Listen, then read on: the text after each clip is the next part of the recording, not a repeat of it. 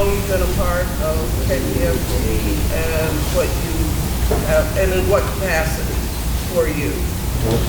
I've been a member for maybe 2 years now, and in January of this year, I started coming to development committee meetings. I wanted to help raise money.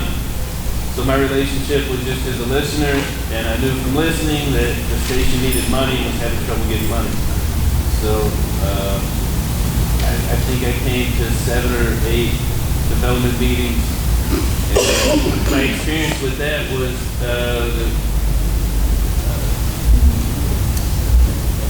I wasn't really allowed to participate. I don't think that there were opportunities to contribute. The first thing I tried to do was help get the station caught up on lapsed premiums. I wasn't allowed to help with that. The second thing, there was a mandate out of a meeting to facilitate programmer-led development, and when that didn't look like it was going anywhere, I took some initiative that was, I think, blocked in different subtle ways, and then so I gave up and used my time in other ways. When you said that you were trying to implement more development within KPFT, what was the problem with development? And there didn't seem to be any kind of actual process, and I think that there's plenty that could be done to develop a robust process that wouldn't be wholly reliant on flash drives, but there doesn't seem to be political will, and the structures that are in place with the different committees are occupied by folks who don't seem to really seem to discourage initiatives. What Greg was doing, I mean, I didn't really do anything to speak of. I didn't get anything going per se, but people who looked like they were threatening to get some kind of traction going were either purged or Well, I'd like you to think a little bit more about how you do know that. Did you feel like across the board that Dr. Kamau had the support of individuals such as Mr. Crosier and Dwayne Bradley? No, I didn't understand really any of the political goings on. I didn't realize that there was a problem necessarily until they fired him, or they still fired him. But it seems like Obidike was showing up to the development meetings. So was Bill. Occasionally, so was Dwayne. Yeah, I'm not sure. Was there a way that Dwayne helped Obidike create more development or help Obidike be better with the programmers? Nah. My only interaction with Dwayne, he took an interest in the project that I was trying to, develop or push, and I met with him, and really we were supposed to meet and talk business, but by the time we finally got to talk about the radio station, the only thing he wanted to discuss was how I knew you. You at that point had helped come up with a graphic for the project that I had created, and had some divisive things to say about you. So I don't understand really what that agenda was. I do now, looking back, understand where he was coming from. But so yeah, if anything, his contribution was to try to drive a wedge between the only couple of people who were helping fulfill a need that I saw, that I thought I could help fill. Did you feel that that need was being satisfied by those individuals that he had a problem with? Yeah, it could have been. I still don't think it's being satisfied right now. Like, volunteer coordination, for instance. Do you have? We have 5 minutes. question is, what does this have to do with any of the charges? Somebody clarify.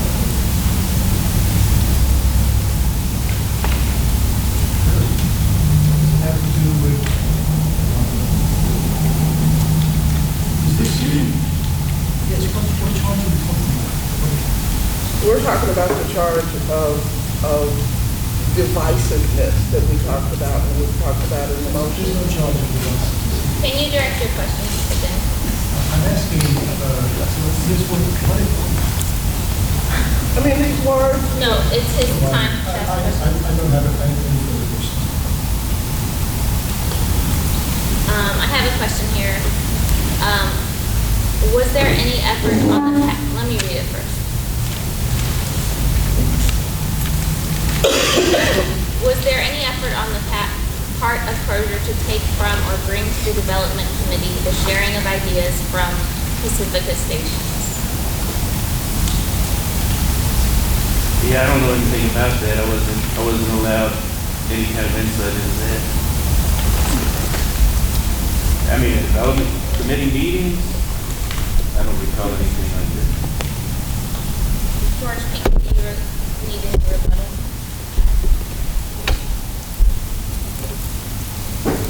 do you understand? How much time do you need? I need 2 minutes. Is that okay with you, George? I assume it is because you didn't use your time. Do you understand that there were people that were working together well, and there were people that didn't work well together? How do you think that affected the state's ability to grow? Yeah. You know, the divisions that I was privy to were really just, they prevented, for instance, the first problem I tried to help with, which was to catch people up on premiums that alienates members. I was a member, a listener who wasn't getting my premiums. I know how it made me feel. And the only opportunity I had to connect with the person who was working on that was a phone call that just became a 45-minute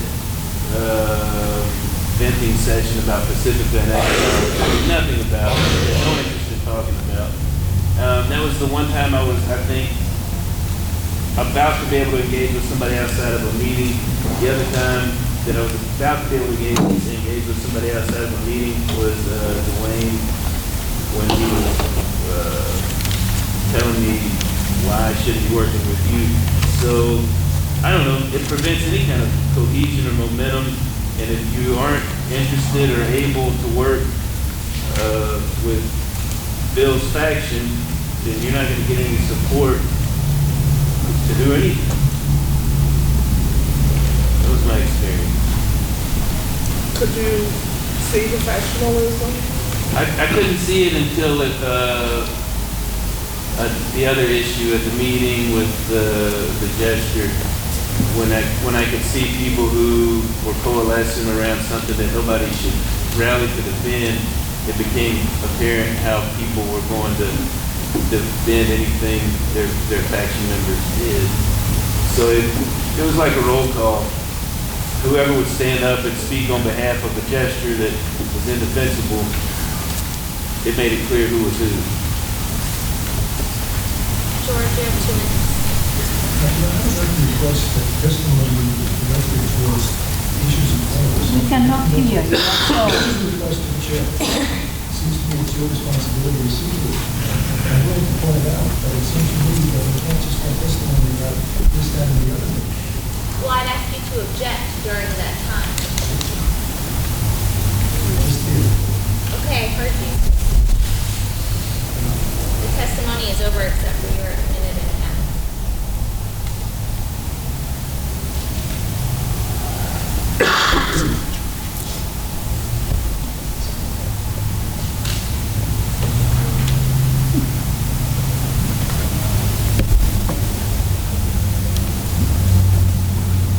You said you were sort of prevented from being able to participate. I cannot hear you, But you please. said that you were prevented from being able to participate.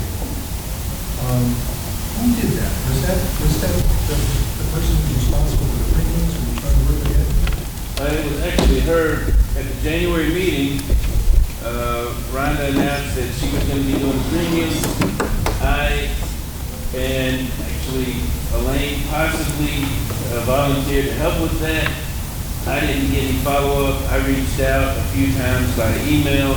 I reached out to Ted. Ted called Rhonda called me to talk about ostensibly premiums, but it was really about something totally unrelated.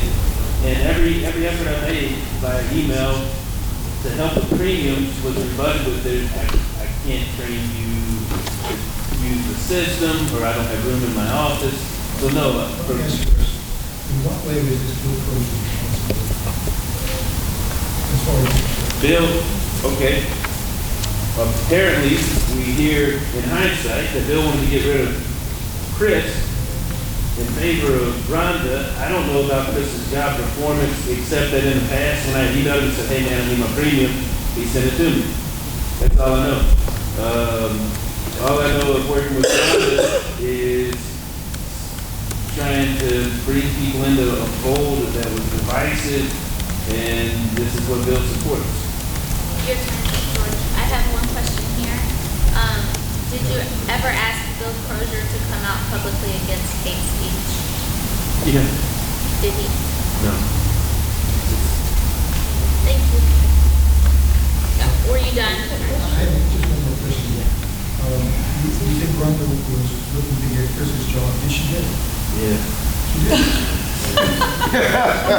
So, PK, you also have one more question.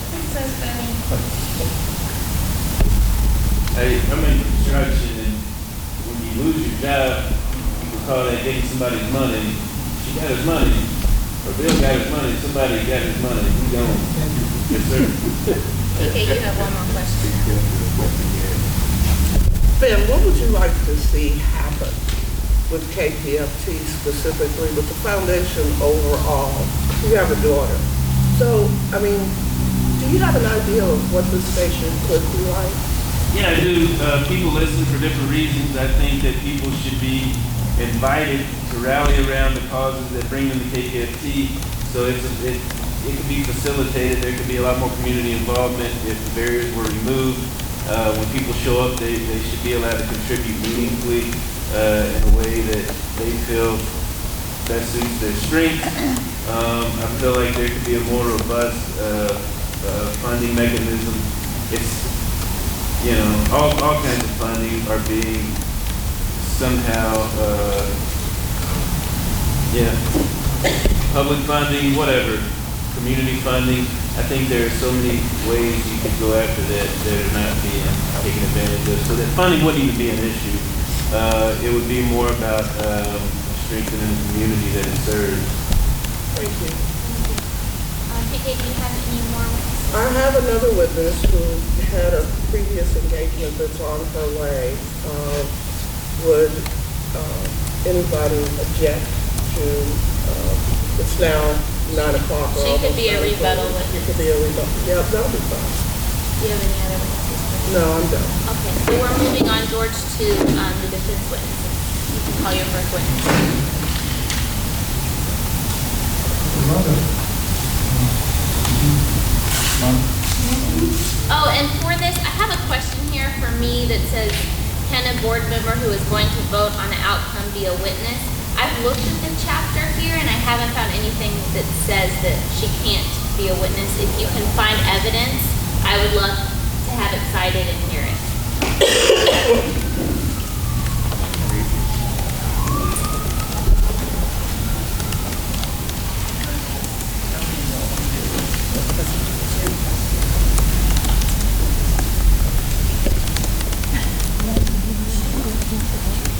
So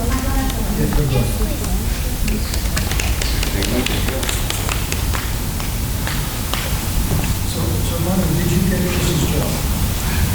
No, I did not want Chris's job, and I'm still in the position that I've always been in, and that is I am an assistant to the membership coordinator. And I probably could have had the full-time job or gotten more hours, and I refused it. And I do not want to be the membership coordinator.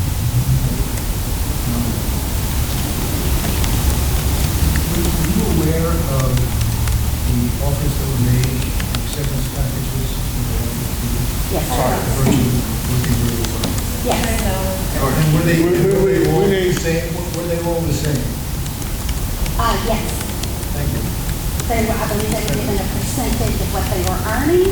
They were all offered the severance packages under the same conditions. Do you consider that a bribe? No, I do not consider that a bribe. I personally consider that to be very generous, especially considering that Greg had only worked there a short time. Christopher didn't do his job, but I did agree with Tucker getting severance for sure.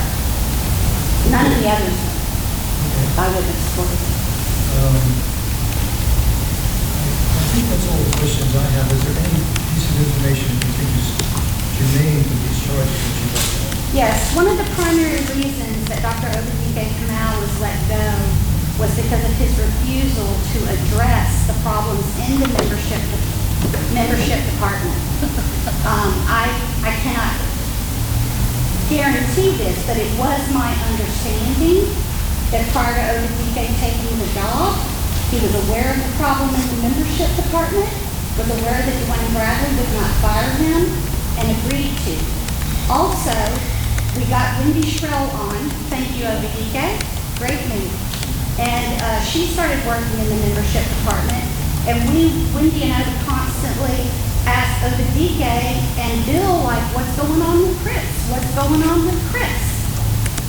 When Wendy came on, she was shocked because she discovered all these mistakes that I've been telling everyone about. Just a moment. Wendy, would you be willing to testify? Yeah, because that's hearsay. I mean, I don't, Just it's a the. minute. Let me just finish this, and maybe Wendy Out can of confirm or deny. So what I want you to know is Wendy and I were like, okay, what can we do about this? So we started gathering all of the evidence. We presented that evidence to Obidike in a stack, no fewer than that.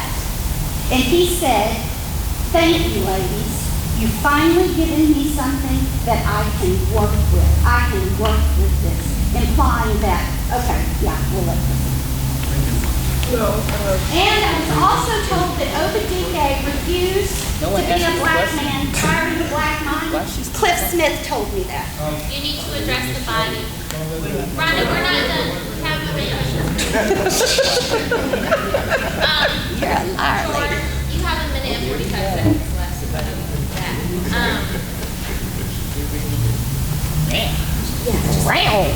Can you call this group to order? They're Yeah, and making cap actually, sounds and everything there's else. lots of side talk growing, and I think we're getting tired, so Did you bring your gun or your knife? come to order. Thank you for that. Come to order, quick Robert. remark as well. We need the side talk to stop so we can respect Rhonda and hear her testimony.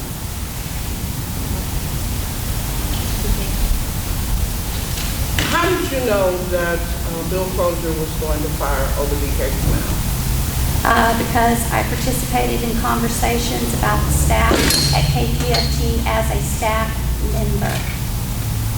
But it's my understanding that. Just like you talked to Markeisha and other paid staff and unpaid staff.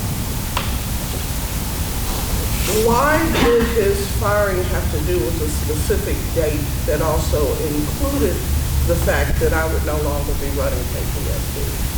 I don't understand the question. The question, the statement that you made, or did you make the statement that I would no longer be running KPFT? Did I ever make that statement? I would imagine I've probably made it a couple of times because I perceived you and Ted as being, I think Obidike might still be the manager if you and Ted would have stepped aside. So it would be very, very realistic that I said that more than once to more than one person. So what was your? And does this relate to the testimony? It's not for you Casey? to object. Okay. Can you object if necessary? It's not for you to right now. You can continue. When you talked to the police officer, did you let him know that you were the executive director? Mr. Moran? No, I'm not the executive director. And let's be real clear that I did not call the police, as I was accused for a long time. Obidike or Ted called the police. And they did lead the community to believe that I and Larry called the police, which was a lie. Okay, I mean, what difference did it make? It made a lot of difference. Mr. Moran, or Officer Moran, said that you decided who was getting the trespassing warning. Did you have a conversation with Officer Moran? I did not approach Officer Moran. Officer Moran approached me and asked me to identify the people who had been terminated, which I did. From there, I was instructed to go and buy a no trespass sign. And he explained to us, what we needed to do. Did you know that there were actually 4 calls into the police department? Nope. That number? Nope. And I So didn't make how- one, and neither did Larry or Sandy, How do you know?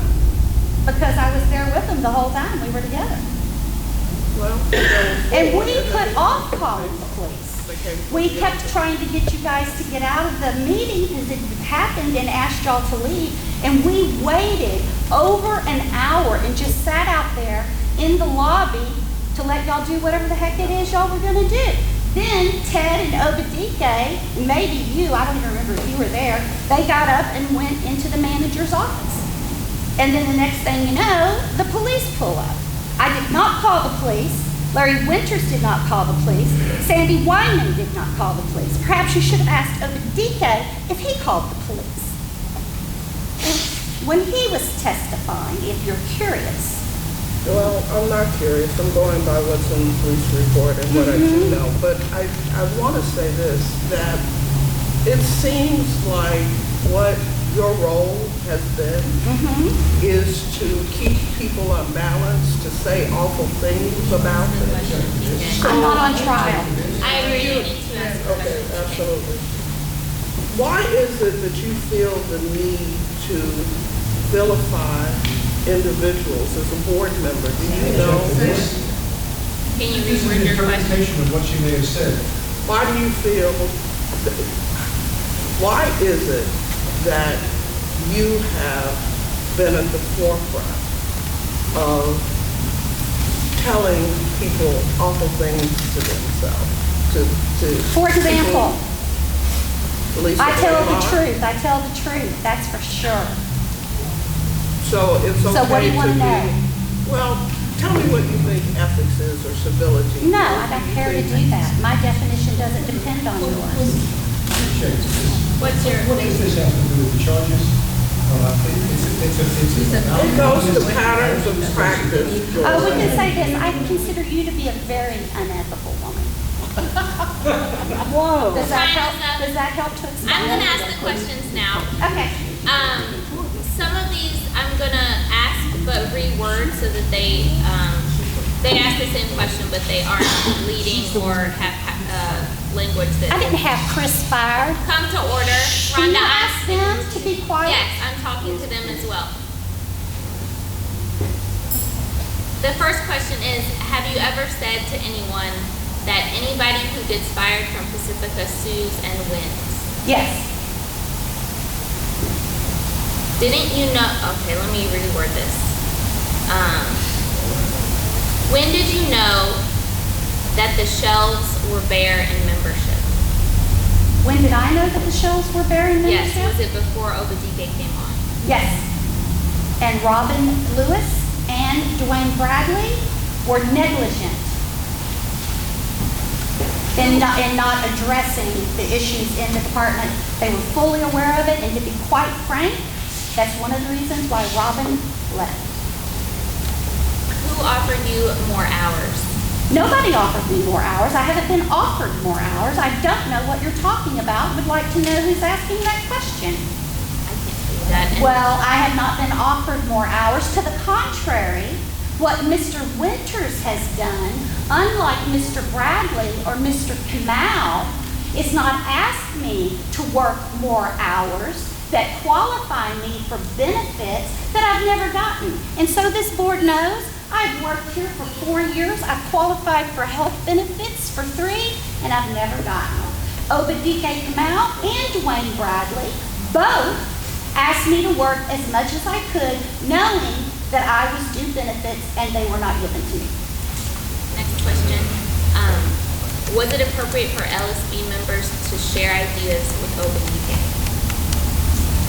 Sure, but I could answer. What does this have to do with each other? I don't know. Okay, so I won't answer that one. I'm gonna. Where does this go? Was it appropriate for LSB members to share ideas with Bill Crosier? Was it Just let Ted appropriate? ask it. Was it appropriate for Bill Crosier to share ideas with Obidike? Of course it was. And as a matter of fact, am I allowed to speak about Christine Blosdell? That's not the question. Okay. The next question is, did you tell board member Adriana Casaneve that you were upset because Bill hired Dwayne Bradley instead of giving you a full-time job you promised? No, but I did, and I'm going to confess right here and now, I am the one who alerted the entire board. I'm the one who let the cat out of the bag that Bill Crosier had Dwayne Bradley on the payroll, and I didn't approve of it. Thank you. Do we need rebuttal minutes? Why don't you ask me about Christine Blossom? Please don't direct. Okay, Obidike. George, how many minutes do you need? How many minutes were given to You each had 5. You have 1:45 left if you want to use that and think they wouldn't get any, or you could get more and then she would get more also. No, we can tell us about. Okay. Obidike has led you to believe, and Greg Aldell have led you to believe that they were forced to buy products from Christine Blosdell. That is not a truth. One thing that Obidike was really great about was involving the staff in talking about things. We had a staff meeting the Tuesday before fund drive on Thursday. At which point Obidike realized that we were in no way, shape, form, or fashion, and it was pretty caught off guard and shaken that we were not in any way prepared. In that meeting, Obidike put it to the staff, hey, other managers and Bill Crosier have told us about these products that Christine Blosdell does. So Obidike presented them to us. We commented on how we thought that it was like a home shopping network. I know that I even commented that I don't want people pledging for the gifts. I want people to pledge for the programming. And I think what Christine Blosdell was selling was wealth, health, and love. So the staff, under Obidike's direction, Greg was very vocal. They made the decision to give it a try. And we did sell them. In other words, getting those products didn't cost us any money.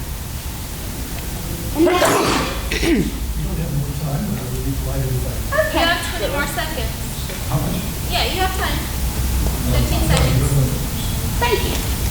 PK? I have one here. All right.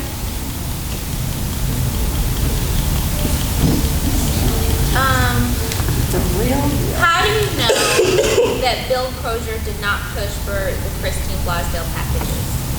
How do I know that? Oh, because Bill Crosier, one of Bill's flaws is he doesn't push.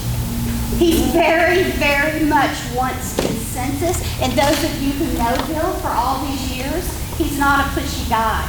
And another thing about Bill, which I've actually... I just want you to answer No, that. I'm going to answer the question. This relates to that.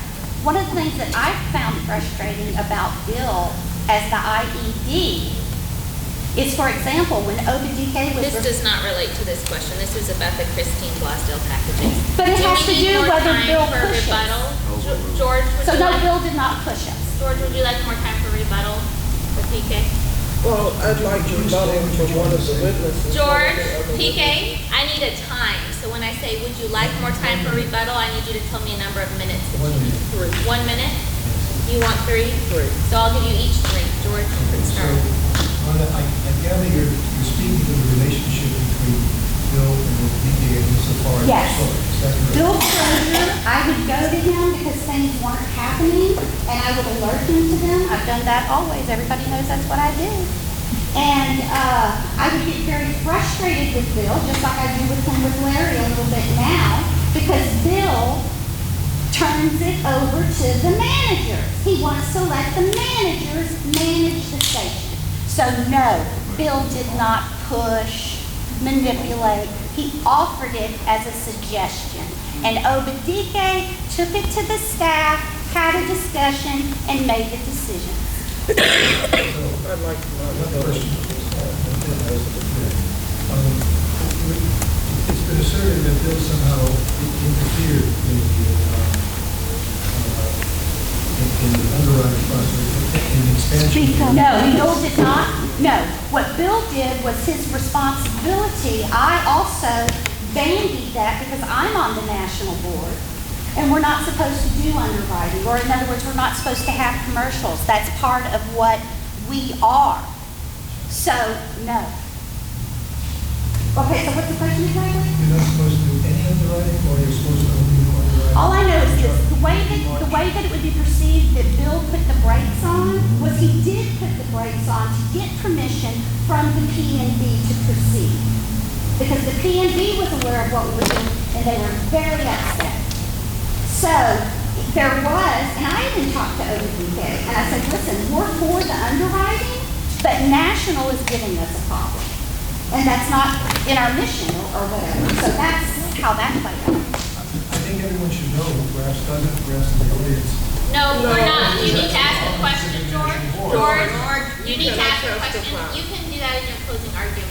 Well, I thought it was important to understand where she was coming. She can explain herself pretty well. You have I another do minute, explain George. myself well. But I speak.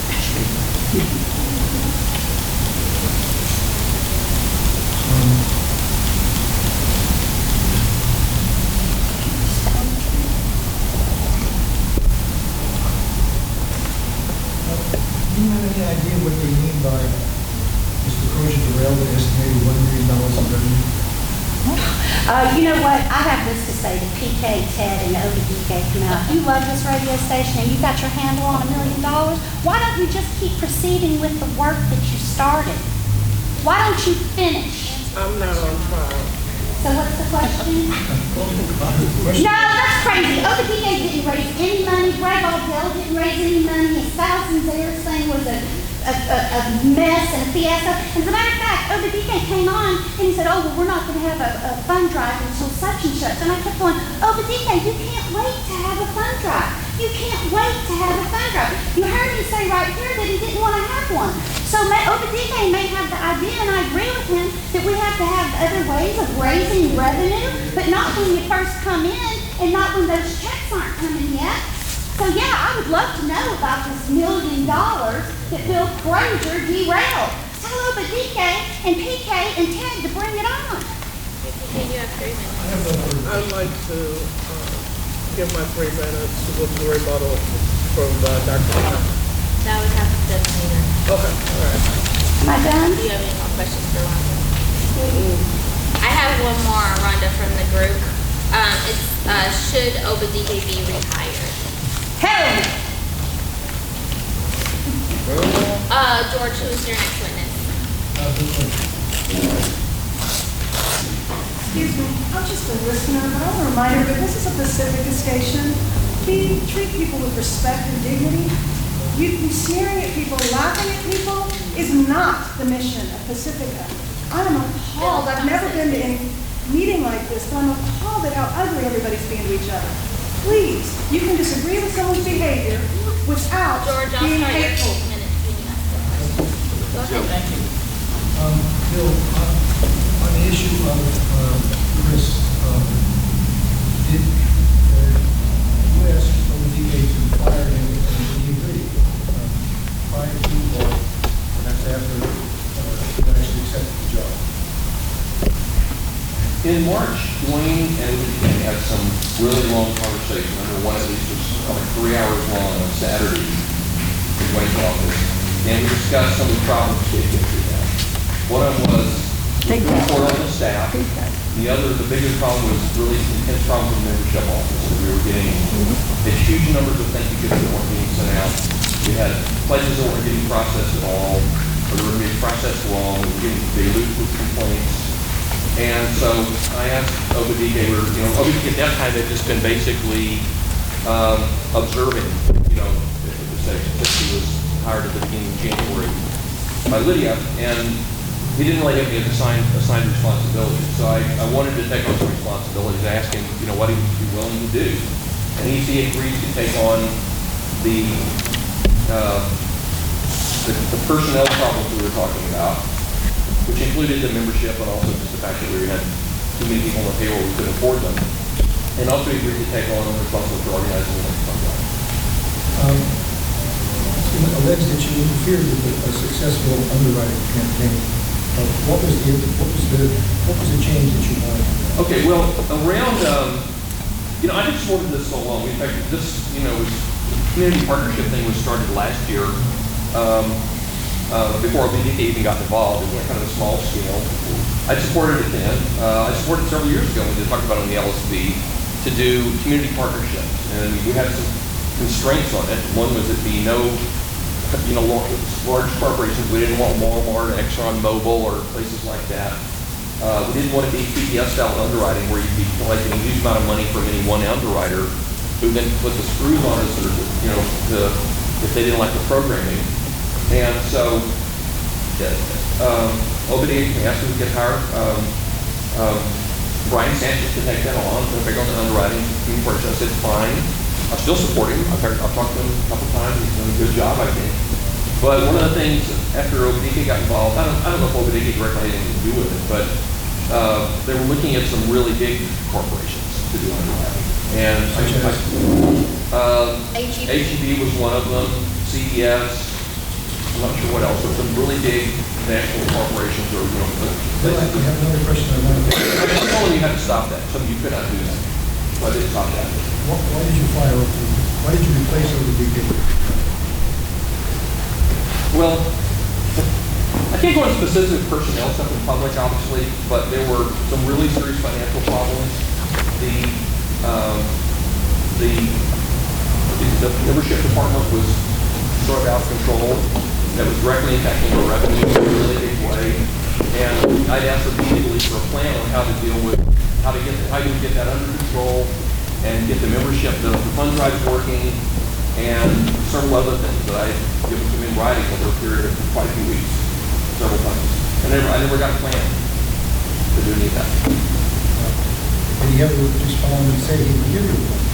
Yeah, several times he said he would. I would ask him, what's the plan, and he would say, next week or something like that, and then I'd say, okay, how about I call you on this day, and it's okay, and we still would be ready to put it off again. So that happened several times. How serious were the financial problems at the time of the fund?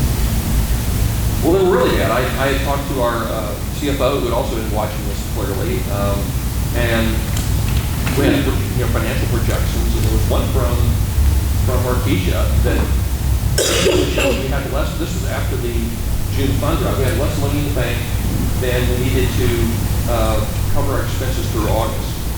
And our CFO, Sam Agarwal, had also said that essentially we would not have enough money for payroll before the end of August because of this. So it's really serious. I have a fiduciary duty too. I make sure that we can always make payroll. It's a legal responsibility. And if you get to the point where you can't make payroll, you have to shut down. Because you can't have people, you can't have paid employees work for free. It's the law. How responsive was Obidike to your requests, and in particular, how closely did you stay in contact with him? Did you respond regularly to your emails and phone messages? I don't want to get into personal stuff with him, but I'll just say I wasn't getting the plans that I kept asking for. And he would say, I'll get it later. He didn't and just never got it. George, your time is up. Question, if we were in such if the money was in such dire straits, why did you hire Dwayne Bradley when there was no money? There was a little money then. This was in April, end of April, or middle of April. And at that time, I had already told Obidike he had hired Greg part-time, and it was moving pretty slow. But he hadn't been there too long at that time, and I wanted to help. He didn't know, hadn't been there long enough to know people very much. Dwayne had been involved, of course, as GM for 15 years or so, and I knew he would at least recognize the names of people who would donate a lot. So I thought it made a lot of sense to help each of them to team up together. I'll admit it didn't work, but I certainly had good intentions and wanted both of them to help to raise money. It was all about getting the major donor campaign going, and I thought Dwayne could help provide a kick start to that. And I told him it would only be for 3 months, and if it didn't work, then it wasn't going to get extended. Do you remember saying that you made a mistake with Dwayne Bradley? I've said it since then. Like I told the LSP that. Well, I didn't say specifically with Dwayne. I just said it didn't work with Greg and Dwayne. The idea of getting them the major donor campaign. About the only thing substantially that we got was that Amy Goodman brunch the day after each came for a book tour, and it netted, I think, less than $5,000. And we were going to be having monthly events, and I don't think that ever happened. And of course, they were going to be bigger than that. The goal was to bring in 20,000 or more each one, at least on the average.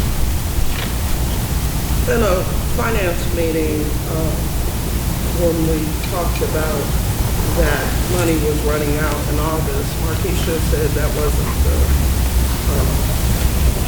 true. So how much was it, if it wasn't true, that you didn't have enough to make payroll? I don't know if I have that here. It's in front of everybody. You know, 3 pages. I mean, you can't go negative at all. You can't start bouncing checks, basically, in your checking account. Did not Markeisha say that wasn't going to happen? I didn't talk to her about that. I mean, she worked for Obidike. I don't think Obidike thought it was going to happen, but I don't think, frankly, he was watching it closely enough. Okay, we'll just have to ask him in a meeting. I'm not saying he did anything deliberately wrong. He's a really good person. I just think he wasn't watching the finances enough. And, I'm sort of trying to answer your question again. I remember back in around May or something, April or May, I remember asking Ted, would he please talk to Obidike, because the finances were clearly needed attention. And things, this was even before that June fund drive. And the fund drive before that had not done well. Membership was a problem. And Ted basically said, we're too busy doing other stuff. Meaning, I guess, so there just wasn't the interest there. It seemed like that it was, it wasn't the concern that it was a big problem.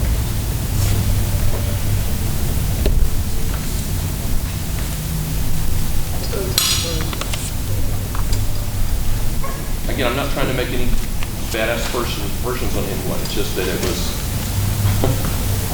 was being neglected. I'll just put it that way. Well, in June, which was the fundraiser, Yes. did you have a conversation with Dr. Kamau about putting it for later? Was the data point so bad that you couldn't have done it and had more time? Realized it was less than 2 weeks, right? I didn't tell him exactly how to do it. I told him you have to look at the cash flow and get with Markeisha and make sure you have enough money to pay your bills before you next. That's basically all the stations do, is how they determine when the next fund drive has to be, is when are you going to run out of money. Now, normally you want to space the fund drives out and you don't want to put them in January, which is the worst time of the year and stuff like that. But you can't put them off to some arbitrary point because you run out of your cash flow, you run out of money. And earlier he was projecting that we wouldn't need to have a fund drive till August or something like that. But it was clear there wasn't enough money to make it even till July. So that's why the fund drive was moved up to June. I don't think I explicitly said you have to have it on this date, but I said you have to do it soon enough so that you can pay your bills. I have a few questions here, and just for the sake of time, I'm going to limit our board questions to these, and then we'll have rebuttal, if that's okay. Okay, I've tried to organize them for you, so they're kind of by theme. The first one is it fair to refuse to not answer a question because we're not in executive session when you push for a public trial? I don't think I refused to answer your question. I don't know what your question was. The next question is the IED required to follow all of the Pacifica bylaws? Yes. And I am. The next question is, did you consult with the LSB before firing Obidike? I tried to. I asked Ted about 2 months before, could you please get a MSRC meeting scheduled? And he said, I had to wait for Jaime to do it. He was the chair. I said, Jaime's too busy. It's clearly not happening. And I kept waiting. Never got a meeting scheduled. Was the rehire of Dwayne Bradley legit? Well, of course, as I said, I had a reason for doing that. I expected, and I told him explicitly, you know, I wanted to help. I wanted to get the fundraising, the major fund drive, major donor campaign going, and I expected him to help with that. And I told him if it wasn't successful, I wasn't going to continue it, and I didn't. So that's what that was about. Did you vote on the LSB to keep Dwayne as the GM in all the years that he was up for renewal? Well, we didn't have votes very often. I'm not sure we ever had a vote on that until last year. And I mean, I objected to some procedural problems there. You know, I've been accused of some incorrect, I objected to some procedural problems. Well, frankly, putting KPFT and Pacifica in legal jeopardy because of some of the way that the evaluation was being done. And I guess I can't talk about the details, but it was. Just did it twice. Just did it again. The follow-up, I'm asking the question. Well, The okay, follow- use that against me if you want, but I'm not going to put us in legal jeopardy more by The follow-up question is, was that the voting in the best interest of KPFT and Pacifica, the voting to keep Dwayne as the GM? Let me go back, okay, and I can answer both questions. The committee it was pretty clear. Some of the people had pre-decided they wanted him fired, and they were judging him really negatively on some things that they probably didn't even know anything about. And because the job description has all kinds of stuff dealing with everything from FCC compliance and transmitter operations and all kinds of other stuff like that. And they were just rating him negatively on almost everything, and sometimes very negatively. And I said, you're opening yourself up to a lawsuit. If you terminate him for this, if you feel there's reasons to terminate him, just be honest and answer those questions correctly. And they persisted, and I just felt it was wrong to give an evaluation if the process was really that bad. Next question, does the foundation prohibit paying for health care to contractors? I don't know if it prohibits it, but if you're talking about Dwayne, he wasn't a contractor. We have a policy, in fact, of paying benefits to people that are working half-time or more. I mean, it's throughout Pacifica. It's not just Dwayne. It's standard. It's more generous than almost every other organization I've known. But most times you have to work 80% time or something like that where you're get benefits. But Pacific is half time or more. Now I'm moving on to some Obidike questions. Okay. How did you expect Obidike to turn everything around in 3 months? Well, first he'd been there since the beginning of January. It was only part-time. And I'm not necessarily expected him to turn everything around. I didn't really. I mean, that's a fair question. But I did expect a plan. And I asked repeatedly for a plan, and I never got a plan. And things were getting worse and not better. And, even a partial plan would have helped. And, the plan somebody hinted at earlier that was given to me after I replaced him did not address most of the issues that I had been sending him over a period of about 2 months.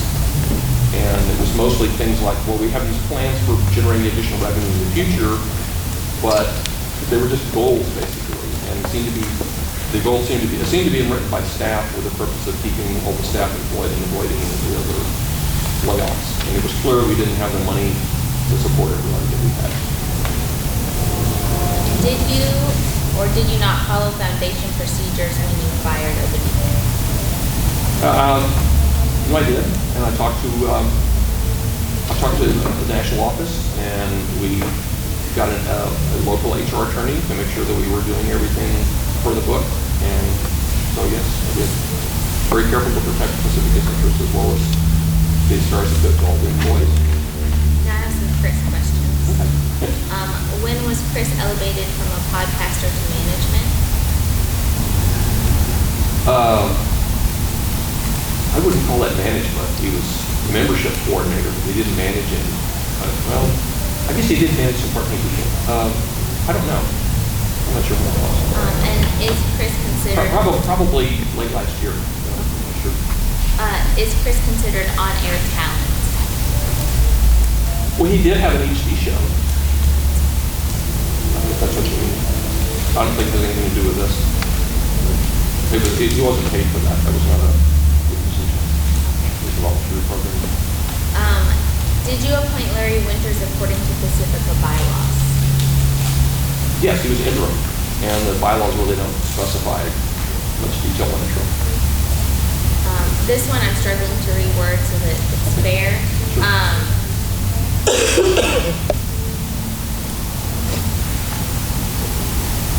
When was the earliest you discussed laying off full-time staff, including the news director, and discharging Dwayne Bradley and replacing him with the volunteer? I object to your rephrasing my question.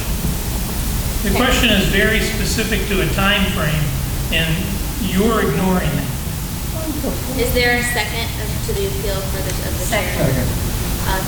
I'm going to read the whole thing out, and then you can vote whether to support my ruling or to go against it. The whole post-it says, isn't it true that laying off full-time staff, including the news director, and discharging Dwayne Bradley and replacing him with a volunteer GM were discussed as early, and it gives a date? It was, I believe, in March of 2015. Now, out of those specific people, but we started, they were in a local finance committee meeting. It was clear even then that we were having troubles making payroll. We were having to start having a longer fund drives. We were able to keep up for a while. But I'm not sure if that gets to the question, but it's been developing for some time. It just got a lot worse this year.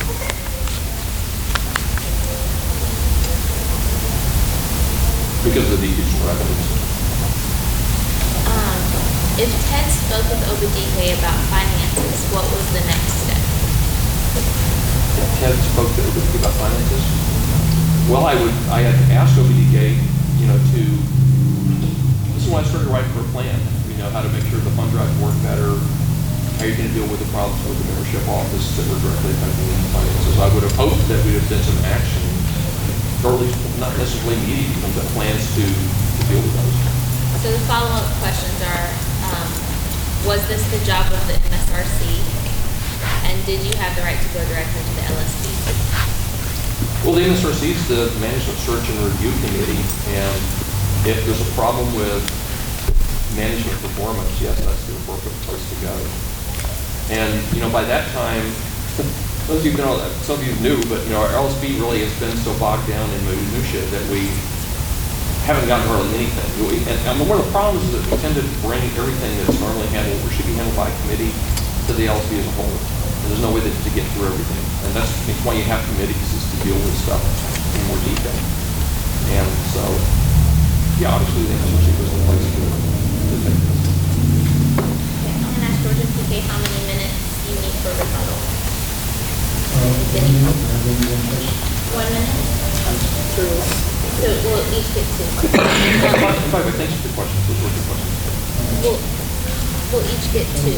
So we'll be I'm going to start with PK and then go to you, because that's the order I think I'm supposed to go in, as prosecution defense. Okay, PK.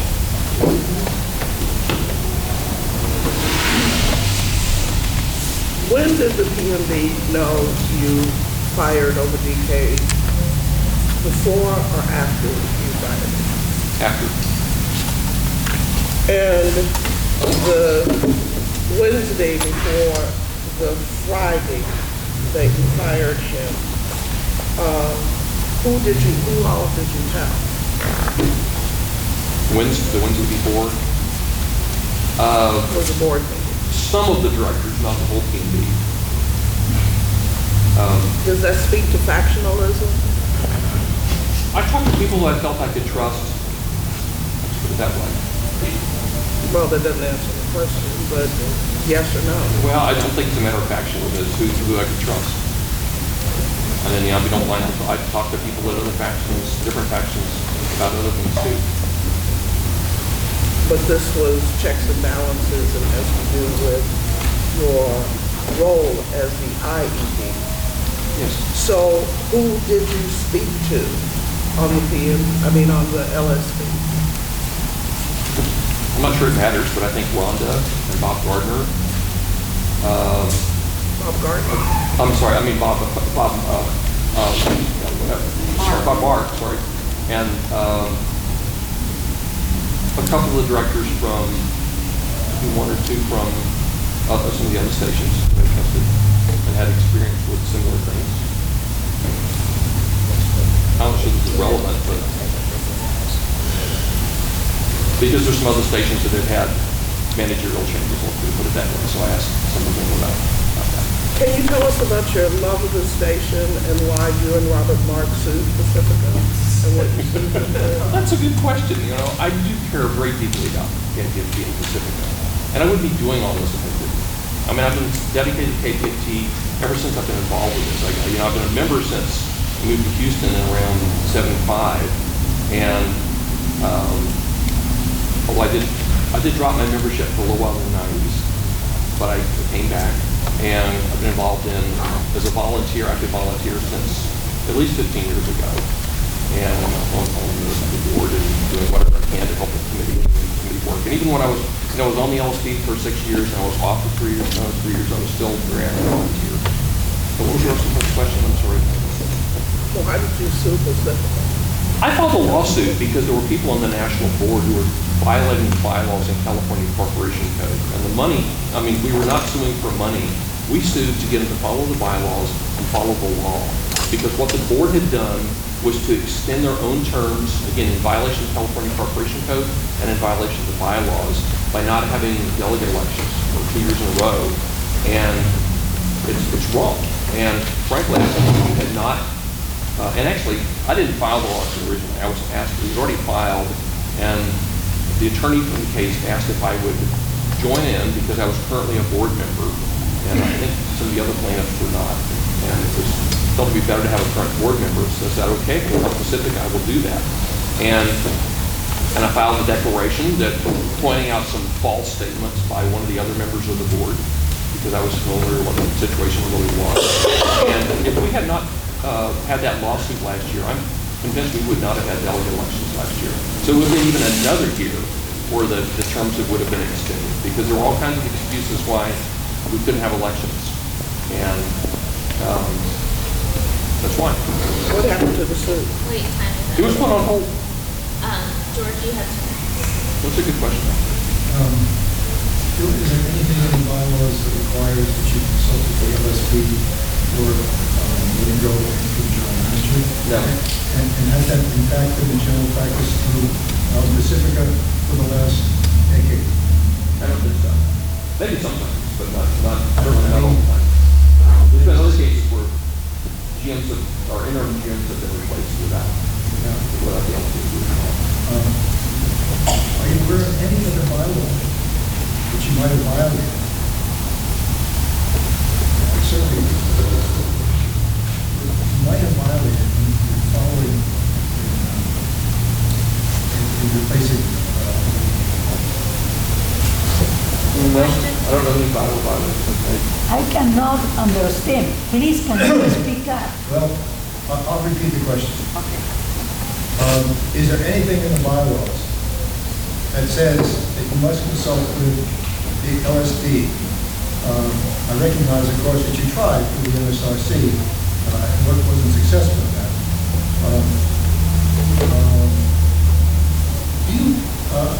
Is there anything in the bylaws? And since since you did try,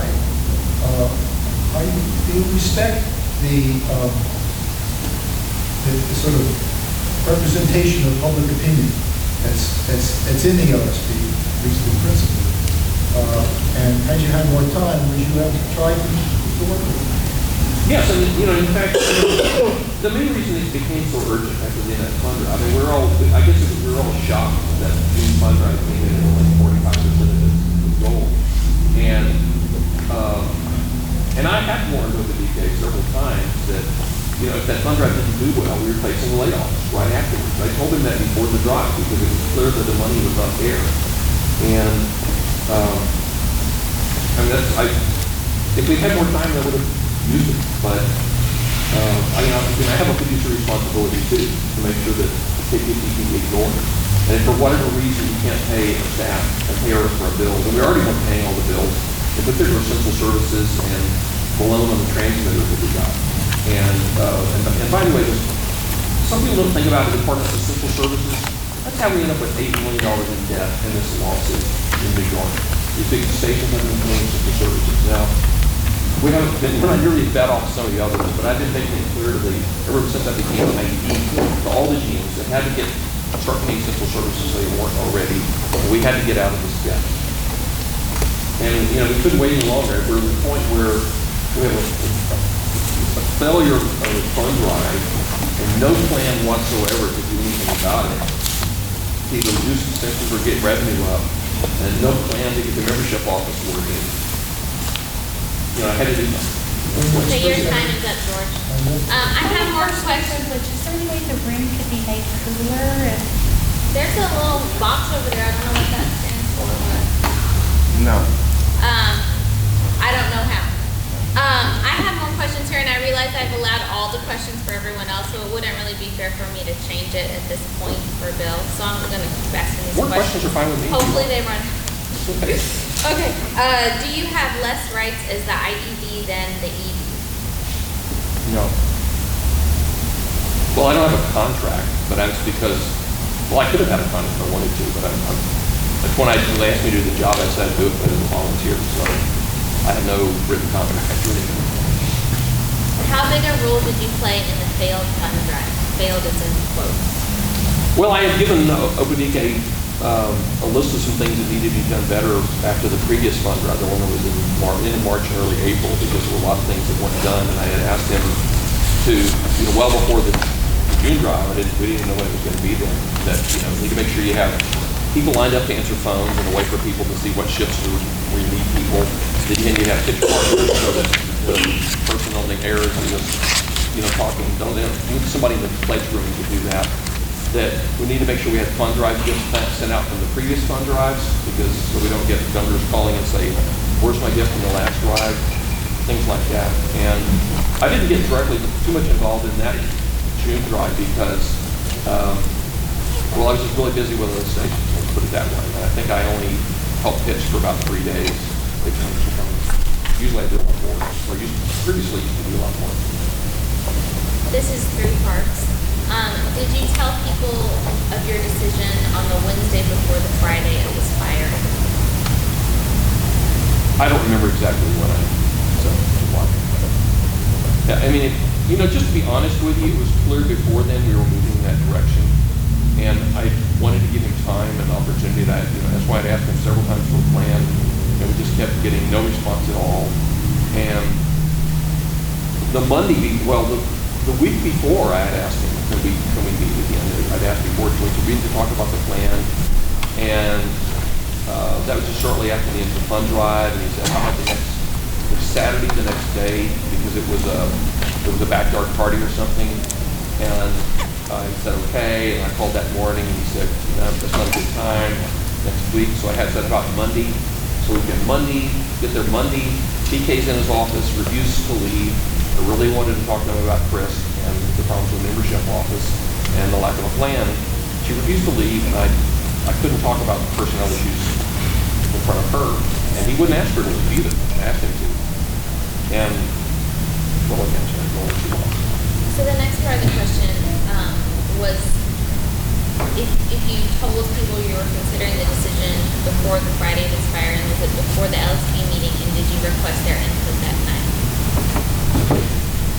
Well, the conversation I had on Monday, which was pretty limited because I couldn't talk about specifics, I asked him, where's the plan? When we get the plan? He said he would have it at the Ellis meeting. So I respected that. I said, okay. I waited, get the Ellis meeting, it was near the end of the meeting, and he gives a, I guess it's when he gave the Ellis report, and he said, I'm going to have a plan for you at the next month's Ellis meeting. So by that time, there wasn't much time left on the agenda. So, no, we didn't have any other discussions after that. Okay, this is a follow-up to the, do you have the same rights as the ED? And the question is, why does the IGM have less rights than the GM related to firing? Because there's, his contract clearly says it's its will, and either side can be terminated at any time for any reason. And the bylaws have specific things about general managers, and not for interim general managers. Interim means temporary, clearly. And we've had interims replaced with other interims before, sometimes, multiple times at other stations. So, I don't know if that answers your question. I have this question that I'm having trouble rewording. So I'm not going to read it. Or should I? I should read it and then, okay. I'm going to read it and I don't want you to answer it. And then if you appeal my decision, you can. The question is, if you love, the first one is it minutia when there is a serious personnel issue in existence for months and you ignore it for 2 months initially and then make a mock process afterward? I can't reword that in a way that sounds respectful. If you love Pacifica, why do you ignore serious personnel issues that can result in foundation liability? I'm not going to have him answer those unless there's an appeal. I can answer if you want. No.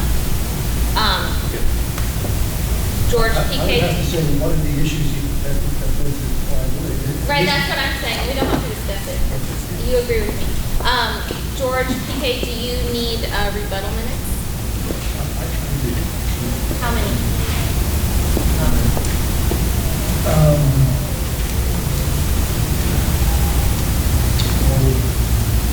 One thing I remember what my question is, and another thing to ask is.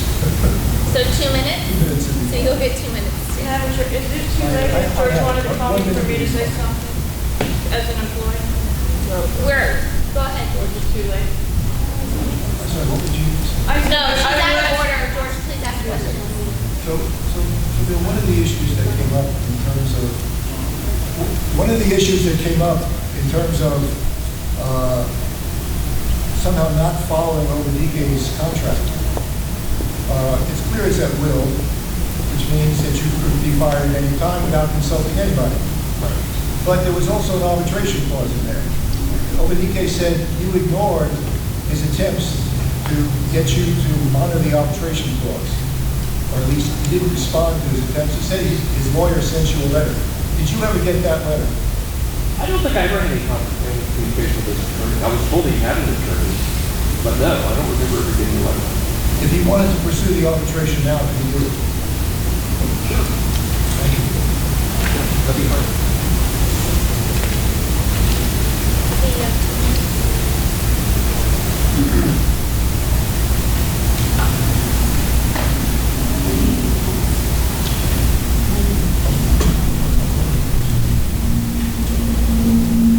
Why did Obidike start off as part-time when Dwayne Bradley was relieved of his duties and his contract wasn't extended?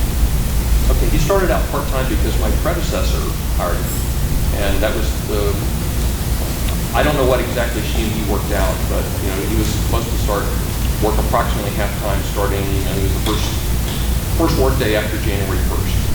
And at that time, he was to become full-time GM on March 1st. And Dwayne Bradley would step down. And I became IDD, I think on February 10th. And I talked with both of them, briefly, late February. Obidike told me, he said he didn't know if his job was going to be continuing or not. I told him I hoped he would stay, and I hoped he would continue, and I had great hopes for him, and I would support him. I had a lot of important things we had to take care of. And then we met, he and I met together, as I mentioned, at least one long meeting in March, and he told me that, actually, even before March, he said he wasn't ready to become full-time, and he wanted to wait. And so he wanted to continue part-time. That was okay with Wayne, so he continued part-time. I think he wanted to stay till at least like middle or late March, so that was okay. And then we met and we talked about some of these personnel issues and financial issues, and I didn't push right then because I assumed that he would be full-time pretty soon, and he wanted to keep waiting because he wasn't quite ready. Maybe he was unsure if he wanted to leave his job at TSU quite at that time. And so, mutual agreement, he decided to wait till April 15th, and so we said, okay. And that's when it became full-time. I have some more. Okay. Why did you agree to reverse the firing of Obidike and then change it again? See, that's another thing that's just not correct. I replaced him, gave him his papers that morning on the July 14th, I believe it was. Had a long meeting with staff, and it was mostly other people who came in and kind of dominated the meeting. I wanted to talk to staff. I left. It was a really long meeting, Q&A. I left. I got a call. I think it was from Adrienne, I believe. And this was something we can work something out. I mentioned to her that I'd asked for a plan, never got the details. I didn't provide any personnel details, and she said if you could come up with a plan that would be responsive. I said, come up with a plan. Would you be willing to reconsider this? And I said yes. I said that this plan had to be responsive to what I'd been writing to him about. And about 6 o'clock that evening, I was emailed what was called a plan.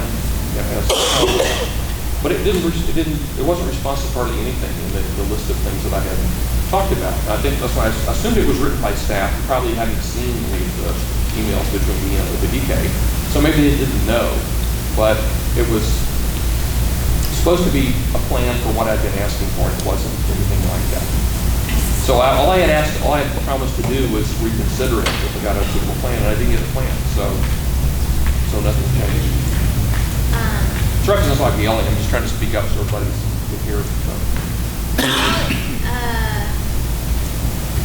How did the P&B respond to your actions regarding Dr. Kamau and the other laid-off employees? Good question. They passed overwhelmingly a resolution at the very next meeting. I think I passed that out a couple of months ago to you in July, supporting the actions that I took. I'm reading this one so I can. Okay.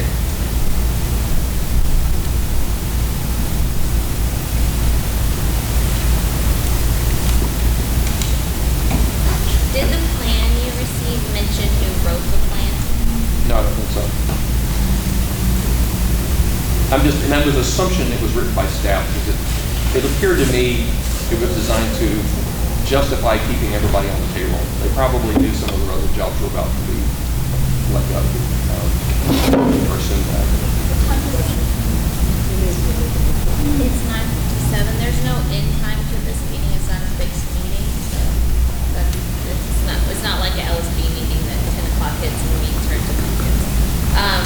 I'm gonna not have you answer this question. I'm gonna read it out loud, and you can appeal my decision.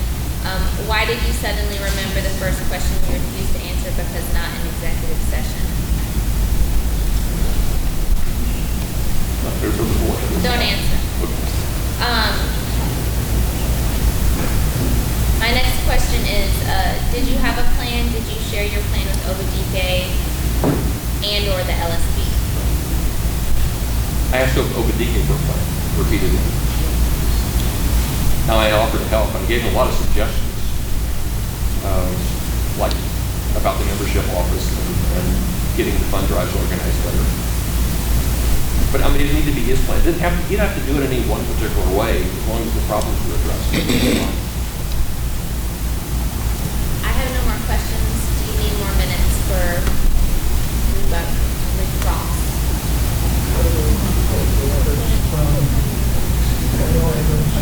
Yeah. Oh, we didn't vote. Are we, I guess we're done, right? We've already done rebuttals. Yeah. Okay, Bill, I think we'll move to the next one. Okay. Thank you. And I'm sorry I wasn't involved, right, we had a 6-hour meeting last night. Madam Chair. I'm tired. I have the 5 privilege motions that you can raise, so raise one if you need to. George, can you call your next witness? I don't have any more. So we're moving on to rebuttal witnesses. Prosecution, do you have a rebuttal witness? Tucker. Wilson. Come on, thank you.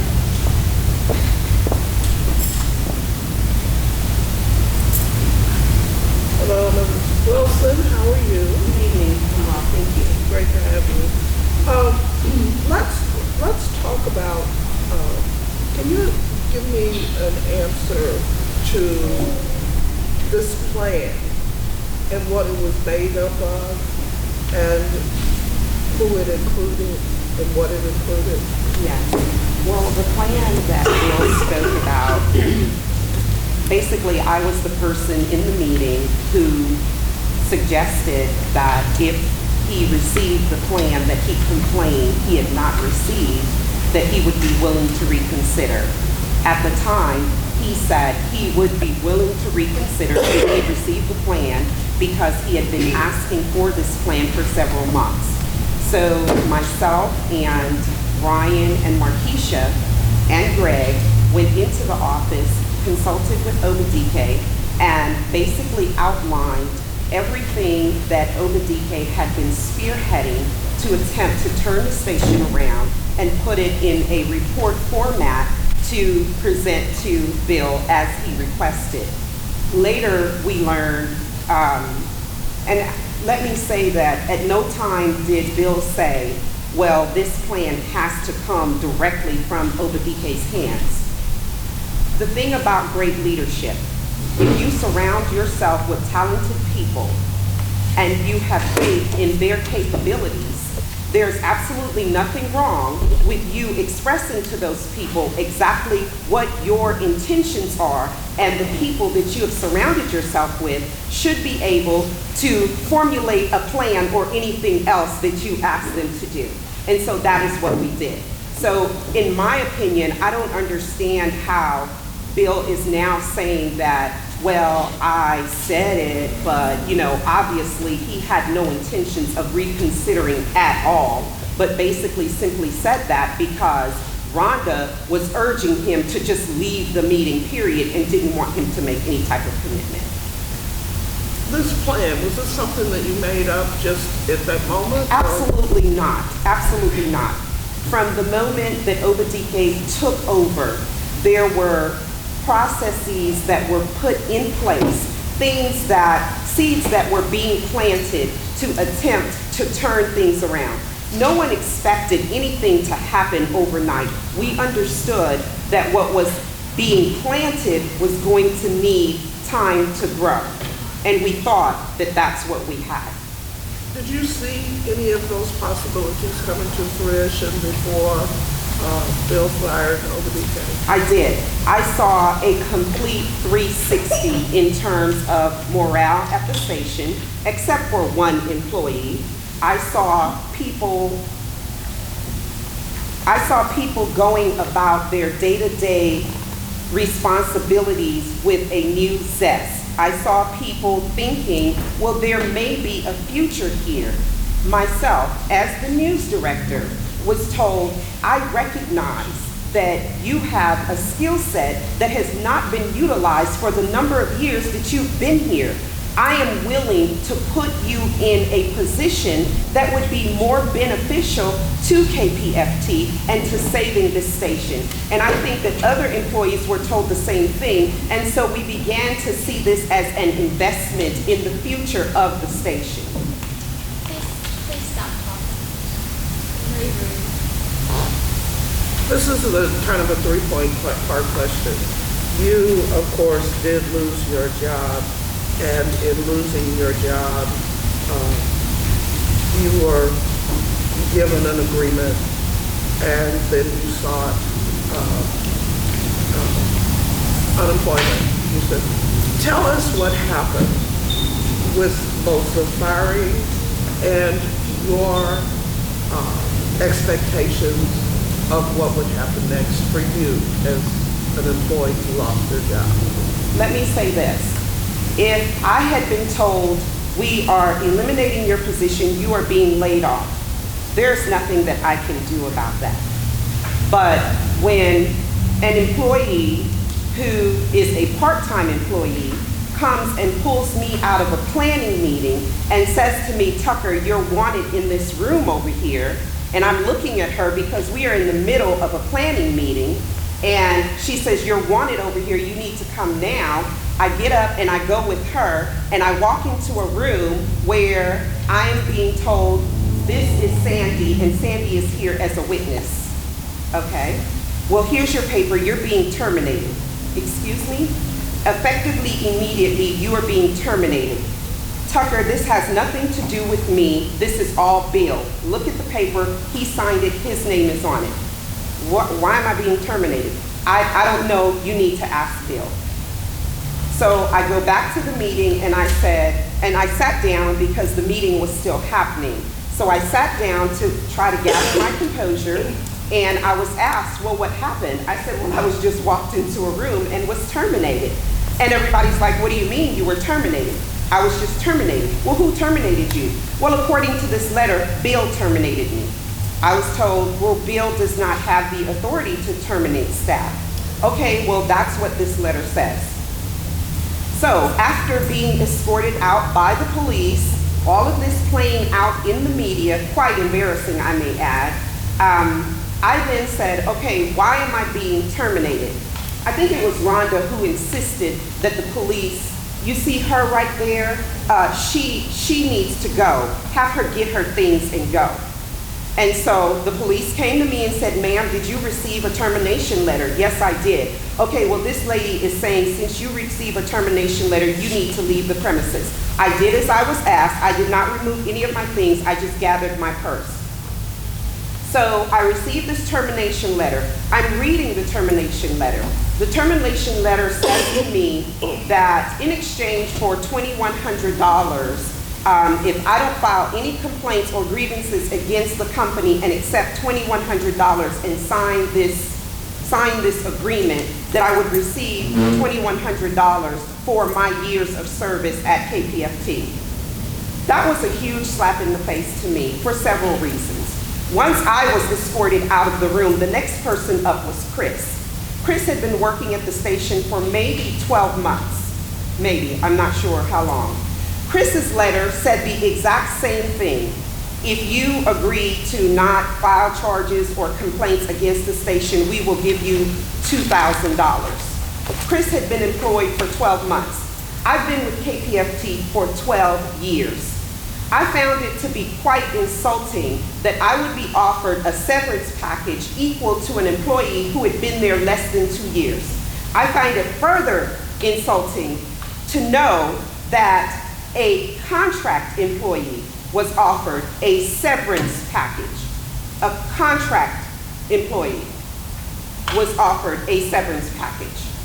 I feel, though, that that is just a continuation of the treatment that has gone on at this station unchecked and unregulated, and everybody knew what was going on and how people were being treated, but no one spoke up and did anything about it. So I was told, you know, you need to go to the EEOC office to file a complaint. I went to the EEOC office. When they said to me, why were you terminated? I said, I have no idea why I was terminated. So the gentleman says to me, well, you need to file for unemployment because in order for you to get unemployment, they have to give a reason why they terminated you. So I laid out to him, I told him everything that happened, all the issues that I had with the station, the way that I had been treated. And immediately the gentleman stopped and filed a charge against KPFT. He explained to me that the station had 45 days to respond to mediate. He says, what would be your ideal outcome? I said, at this point, my ideal outcome would be to be offered a severance that is the value of the 12 years that I have spent at this station. I was highly offended that I was to receive a severance that was equal to not just an employee who had been there less than 2 years, but a contract worker. The EEOC guy said, when did companies start giving severance offers to contract workers? I said the difference between this contract worker and myself, no offense to you, Greg, is that Greg is a white man and I'm a black woman. I said that's the only difference that I see. I said, but this is business as usual for what I have seen over the 12 years that I have been employed. He said to me, well, they have 45 days to make it right. If they come to you and offer you the severance that they are supposed to, then would you be okay? I said, yes. I said, but I can tell you right now, they won't do anything because they're arrogant. They will ignore this. He says, well, let's just sit back and see. So we sit back, 45 days come, no response from KPFT whatsoever. That didn't surprise me. Then I get a phone call from the unemployment office. The lady on the phone is asking me, well, ma'am, you say that you were terminated. Yes, because I was. Are you sure you were terminated? I said, ma'am, I was escorted out of the building by the police. I can assure you that I was terminated. Escorted out by the police. There's probably news footage of it. And I said, let me lower my voice because my husband is so disgusted by this whole situation that the radio station for peace, Radio for Peace, would treat its employee who has been employed for 12 years in this manner. She says, okay, well, I'm getting some conflicting information. We've reached out to the company and we're just getting some conflicting information. I said, okay, what does that mean? She says, well, we can't approve unemployment until we work this out. 2 more weeks goes by. She calls me again. By now, I'm bragging to my friends because no one has ever heard of anybody receiving a call from the unemployment office. Here, I have received 2. I wanted to go out and play the lottery, okay? So I'm sitting on the phone with her, and she says, ma'am, she says, in the years that I have worked here, we've never seen anything like this. I said, well, what is going on? She says, we've been contacted by the company and they are insisting that you were not terminated. I said, what do you mean they're insisting? She says, they are insisting that you were not terminated. I said, well, what did they say happened? She says, they said that you were laid off, that your position was eliminated.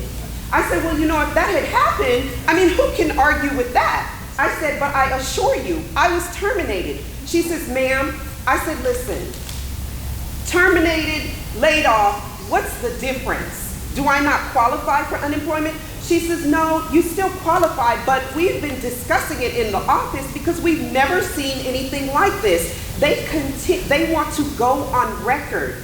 They want us to go on record and say that you were laid off and not terminated. I said, well, you know what? I'm not telling anyone how to do their job. I said, but ma'am, I have a letter that clearly states that I was terminated. She says, well, do you have that letter available right now? I said, yes, I can send it to you. She says, no need. I just need you to tell me the name who signed the letter. I said, Bill Crosier. She says, okay. 2 more weeks go by. I get another call from unemployment. So finally, I say to her, ma'am, if it doesn't matter whether I was terminated or laid off, why is this process being held up? Because I had offered to send you this letter. I have no reason to lie on these people. I went in and I was terminated. She says, you know, this is just part of the process that we have to do. She says, I've spoken to you 2 times already. I apologize. I know this is unusual. She said, but I just need to dot my I's and cross my T's. The company is insisting that they go on record as having laid you off. I spoke with an attorney who said to me, well, the reason they want to go on record as having laid you off is because they realize the mistake that they made. And so they don't want you to sue them. They don't want to be liable. I said, oh no, not Pacifica. They're not afraid of being sued. They're not afraid of being sued at all. I said, because this could have been over at the 45-day mark. Understand what I'm saying. I worked there for 12 years, through all the chaos, through all the racism, the sexism, everything else that everyone in here knew was going on. 12 years. All they had to do was do right by me, and I would have walked away. Because who wants this misery? Who wants this misery?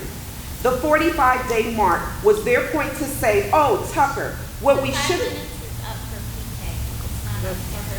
I've let all the witnesses finish, so I need you to speak up. I just did. Okay, you're objecting. I'm objecting to continuing. I agree. I think it's George's time to ask questions. So we're going to switch. That's fine. Thank you.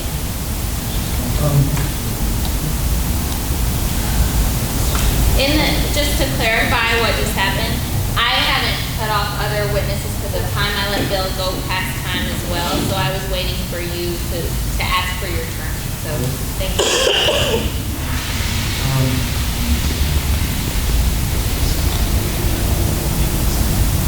So in terms of... Can you speak up?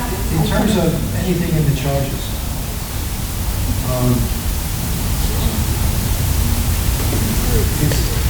it's about Bill being negligent in some way. It was the necessity of taking care of it. And he terminated Obidike. My understanding is he terminated What's your Obidike. objection? I'm not We're not asking a question. Okay, ask your question. We can't hear you. He terminated Obidike before we got the letter. Isn't that correct?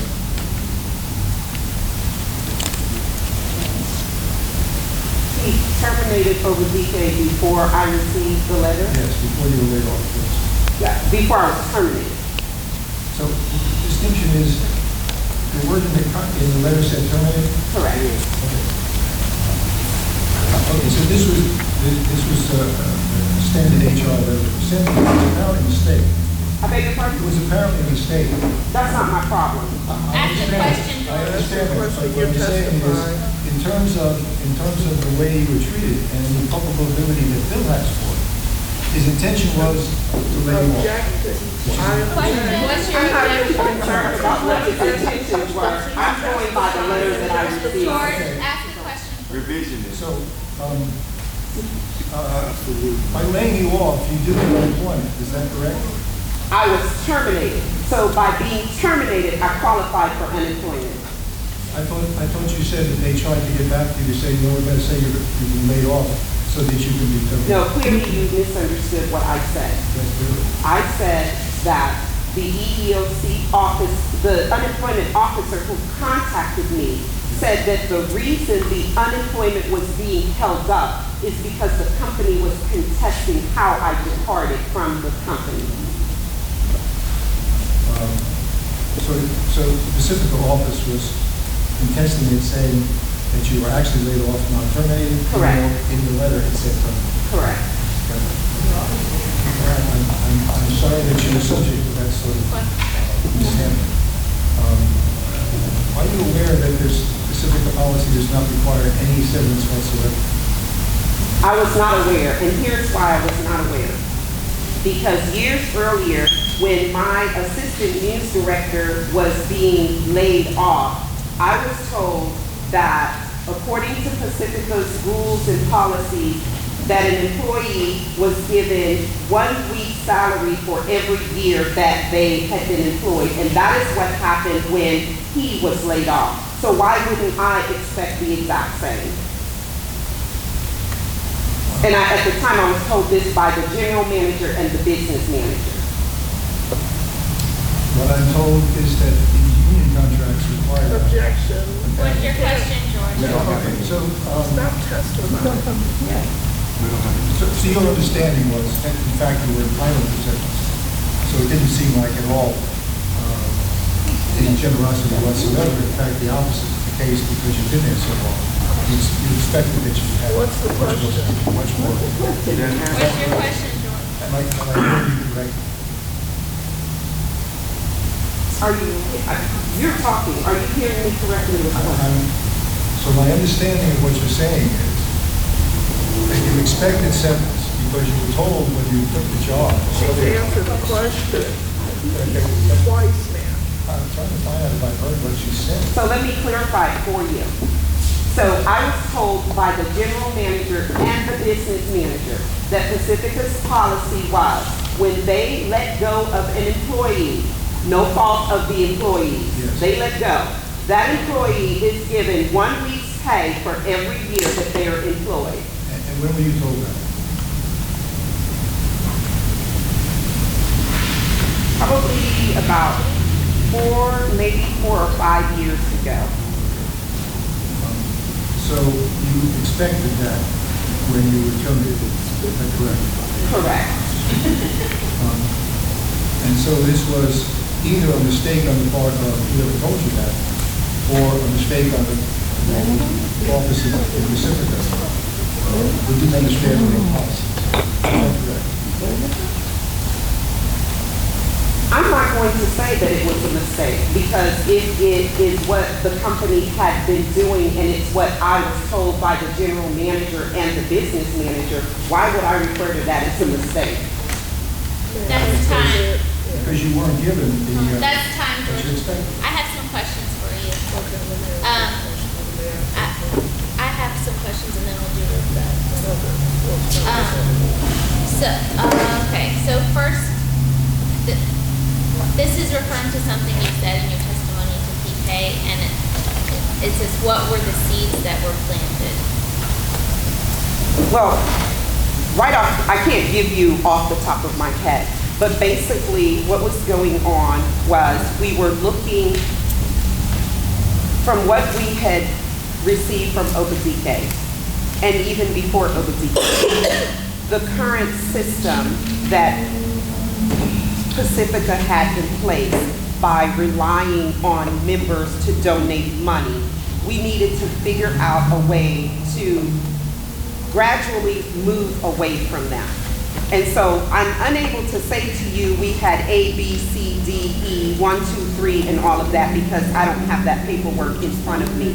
But what I can tell you is that ideas were given out, ways of how to increase membership, to more outreach, to get the listener base, to get a younger listener base. There were a myriad of ideas and things, a new marketing plan, all kinds of things that I think any logical person would say, let's give it a try and see what happens.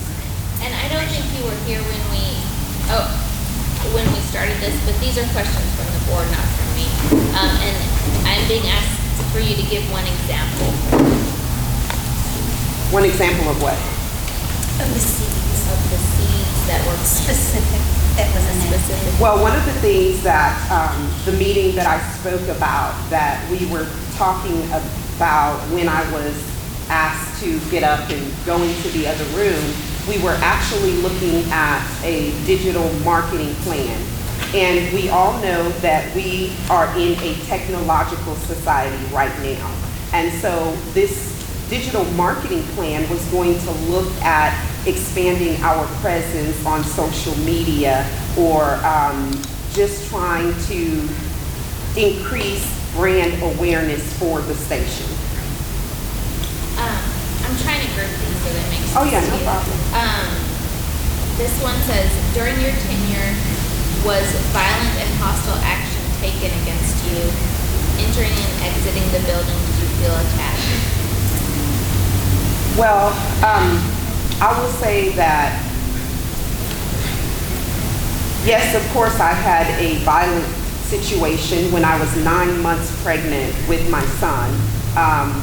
A situation that happened with another white male employee, and at the time, the business manager did absolutely nothing. And I think that if I'm answering the question, Rhonda.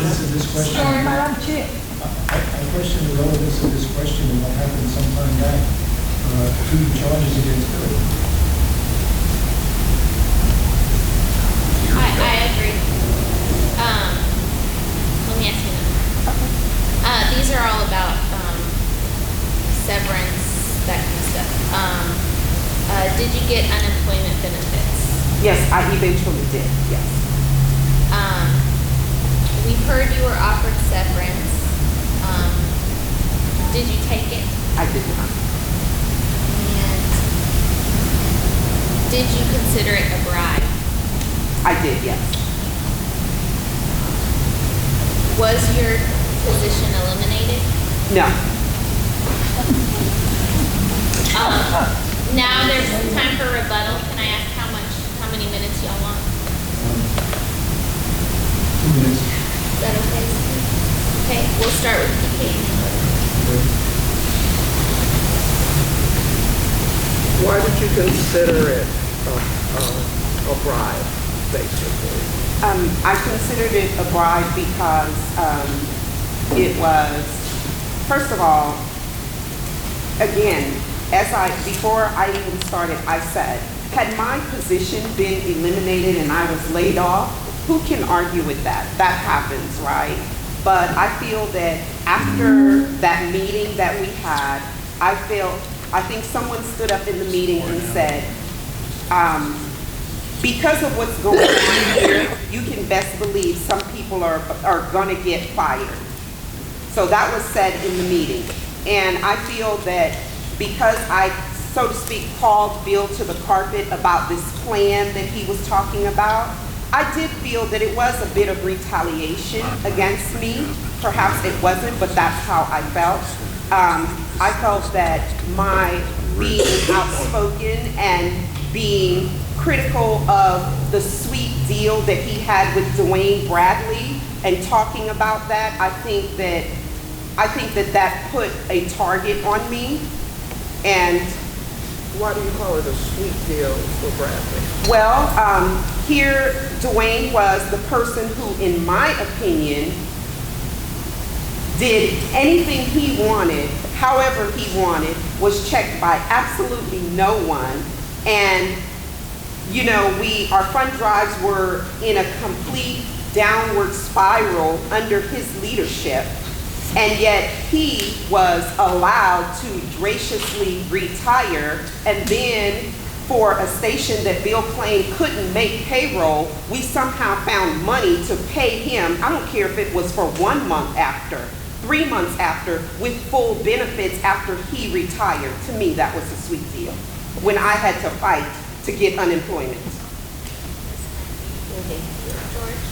What was your position that you were at KPFT? News director.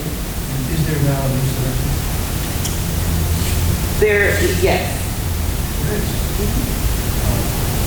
A paid news director. I'm not concerned about whether there's a paid news director. You asked if there was. Is there anyone there with the title of news director? I was told there was. I mean, I'm not keeping up with what's going on. You don't know for sure that there is.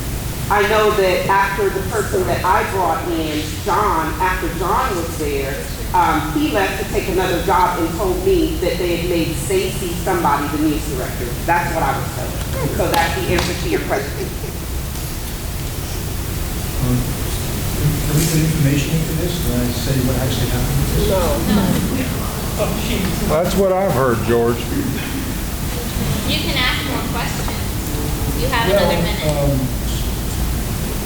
Who is the person who's now a news director? What's that? You're out of order. Who's in control? We're not doing point of order. George. I'm aware that they're all volunteers and not being paid. It's not my job to be aware of that. I answered the question that you asked. I have no further questions. Okay. I had no further questions, so thank you. Is there another prosecution rebuttal witness? I'd like to bring Adriana the violin.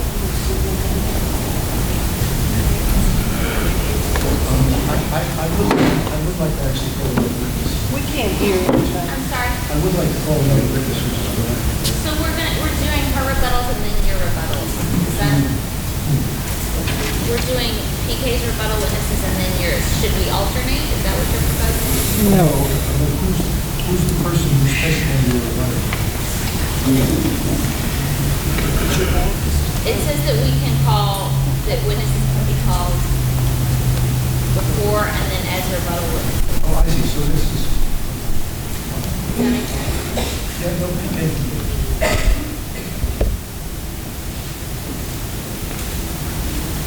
PK? Ms. Lamila, one of the things that we know is that you had several conversations with Bill Crosier during the day that he fired Dr. Kamau. I had one conversation. One conversation Yeah. with him. Yeah. The day that he fired Dr. Kamau. Okay. I had a conversation the next day as well, but Okay. How many conversations did you have with him? 2. Okay. And the first conversation? The first conversation happened, as Bill testified, there was a meeting at KPFT where everyone got together to discuss, I guess, the firing of Dr. Kamau. Some of the community was there, listener members, staff, and everyone told him how he felt. It seemed to me to be a very, well, first of all, let me just say that I knew at that point that we had just had an LSB meeting, and it came to my attention that it was against the bylaws for him to not consult with the LSB in firing Dr. Kamau. Also, so at the request of one of the, actually, it was a young underwriter. I'm not sure anymore. Anyway, he suggested that that I call Bill because after the meeting, the community was very outraged, and it seemed that this was really very bad optics to me, at the very least. And so I called him to ask him if there was anything that could be done. We talked about the plan. Like he said, he had said that he had asked Dr. Kamau to submit a plan.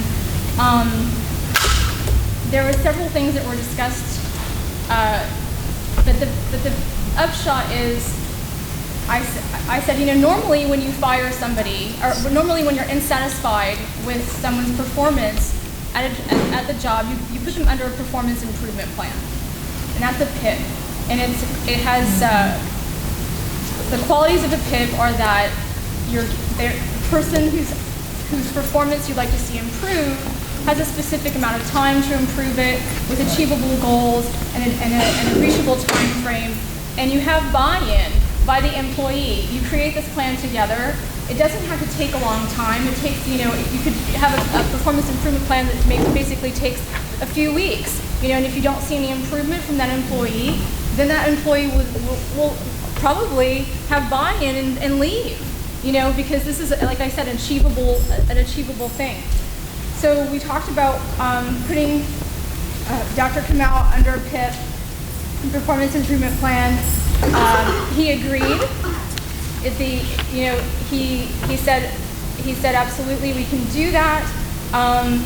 We discussed having Jerry Summerall be of assistance, not an assistant, but of assistance to Dr. Kamau, which is not something that I believe that Dr. Kamau was thrilled about, but at the same time, it was a negotiation. I felt at that point I was negotiating on behalf of the community and on behalf of everybody who seemed to be very upset about the situation. I also asked him why he was being fired, because one poor a pledge drive. I mean, it seemed to be very strange. Again, I was brand new, but it seemed to be very strange that a person would be fired on one data point. This is not a trend. One failed pledge drive is not a trend. And it seemed to me that all the other pledge drives for 15 years had pretty much been failing. So I thought that was really peculiar. Why are we focusing on this guy's been there for 3 months?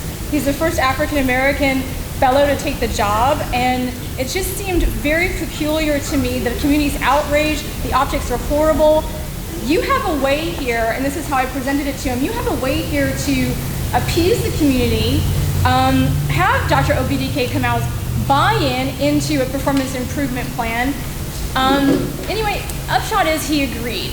And we came, and I actually said the words, can I go back to everyone and let them know that this is the plan? To which he said, yes. And so at that point, I went back to everybody and said, okay, here's the plan. Dr. Kamau has to submit a plan, and the rest of what I told you. He's going to be under performance improvement plan. You're going to have to meet with Bill to get together on whatever that's going to look like. Jerry Summerall will be there to be of assistance to you. I didn't misunderstand any part of our conversation, and I made very sure that it was confirmed that this is exactly what was going to happen, because I didn't want to go back to an outraged community to let them know, yay, something, we managed to broker something, just to have it fall apart. So the next day I wake up, and there's clearly emails that have gone back and forth between everyone, and the emails that I see are from Rhonda, who's saying, and I don't exactly remember what it said, but the upshot of it was that Jerry Summerall was going to be the new IGM. And I was very confused. And so I called Bill and I called him up and I said, I think that you need to tell Rhonda that we came up with a plan, because I innocently thought, okay, there's been some misunderstanding.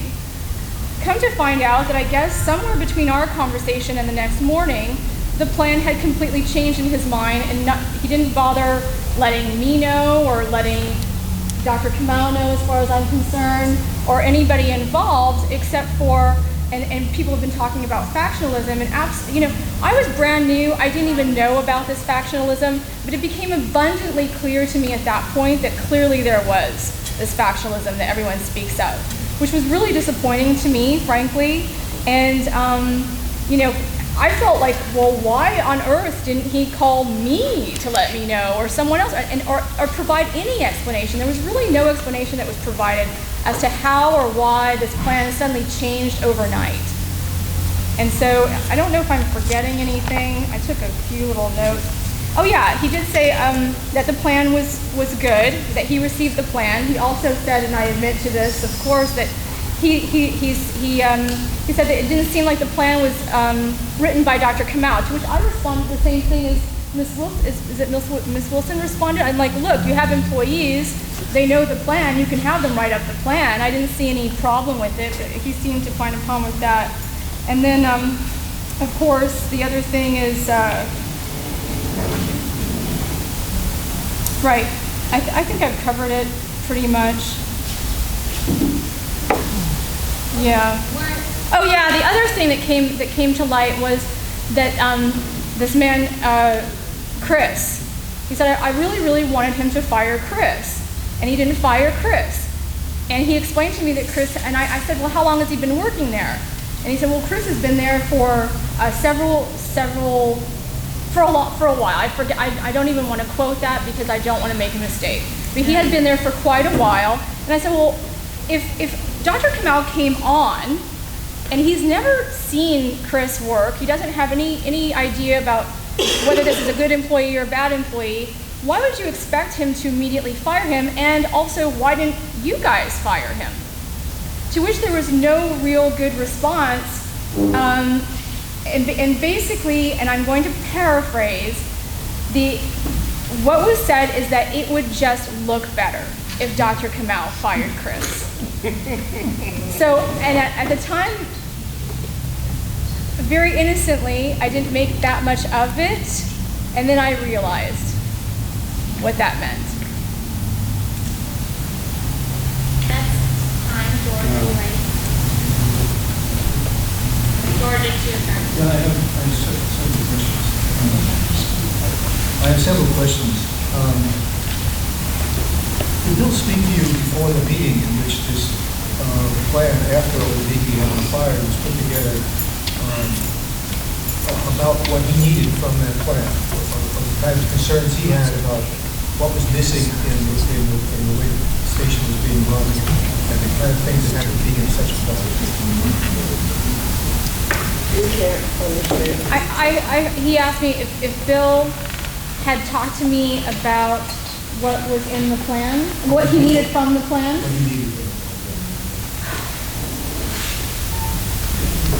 I think he